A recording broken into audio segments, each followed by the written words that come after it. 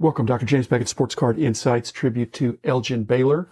Give a little perspective, try to give some sports card insights. But first, thanks sponsors, Topps, Panini, Upper Deck, Heritage Auctions, Huggins & Scott Auctions, Mike Stadium Sports Cards, Burbank Sports Cards, ComC.com, and Beckett Media, Beckett Grading, Beckett Authentication.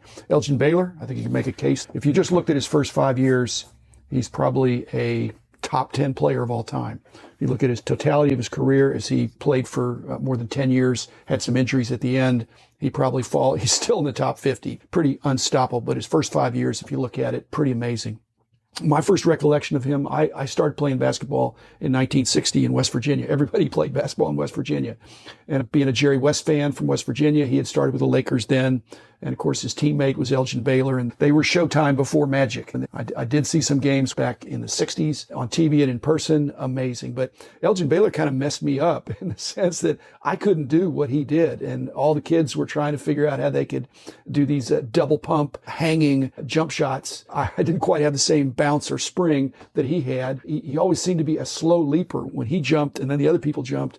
And then when they came down, he was still up. I tried doing that. No can do. I wasn't able to do it, but it did mess up my jump shot, is that I don't think I realized, but I was not shooting my jump shot at the peak of my jump. I was on the way down, which is not a recipe for accuracy. Again, great college player. If I were a GM, I'd be looking for players like that went to small colleges or colleges that had ordinary teams. Then there's this one great player who's probably always getting double teamed and still is unstoppable, rather than a college team that is full of lottery picks where, again, it's just a philosophy. Elgin Baylor would have been a star on any team, one of the all-time greats.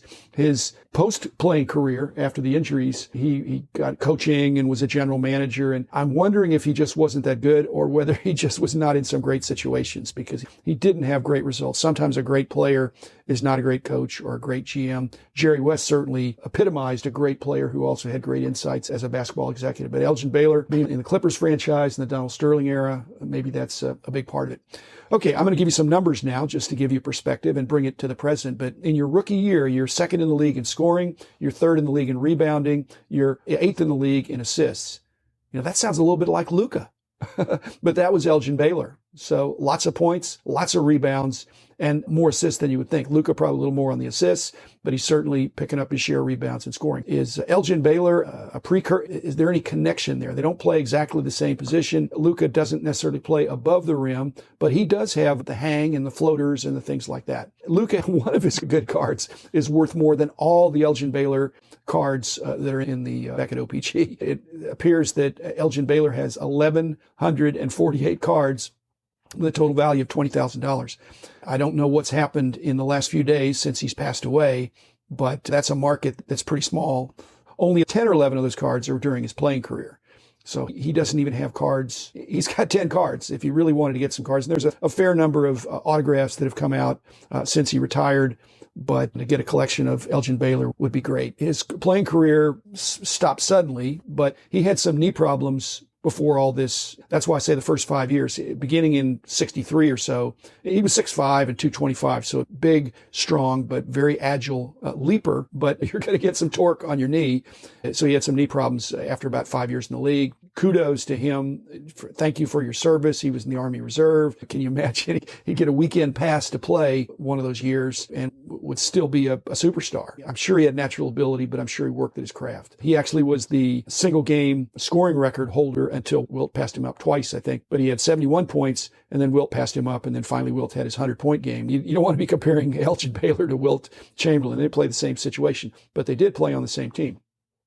When I look at his cards, he didn't have a card in 72-73 because he retired early on in the 71-72 season. He's card number 10 in the 71-72 set and had an all-star selection the year before. So he's still esteemed by Topps as one of the top players, getting a noteworthy number. But he had ruptured his Achilles, which for a leaper is almost death. Very scary to have that. I haven't had it, but I've had a friend that it's just like a gun goes off. It just snaps. But that was early in the 70-71 season. In the 71-72 season, he comes back, he rehabs, and then he's having knee problems. And the Lakers are not doing that well. They're starting out the season. They'd been a strong team, but they've never won it all in Los Angeles. And I remember the shocking news, the kind of front page of the sports page news, when he retired pretty suddenly after 9 games into the 71-72 season. I don't know all the circumstances other than I think he had knee problems. The amazing thing is he retired, and you'd think the team would be discouraged, but they reeled off 33 straight wins without him. They did have Wilt Chamberlain, who still had a lot, and Jerry West, who still had a lot, and a good supporting cast. Reeled off 33 straight wins and then gained their first championship as the Los Angeles Lakers after many championships with George Mikan as Minneapolis Lakers. Not too many lakes in the LA area. I'll just close on the note that Jerry West at the time was jubilant that they had finally won the championship, because Jerry West was just one of the greatest of all times as well.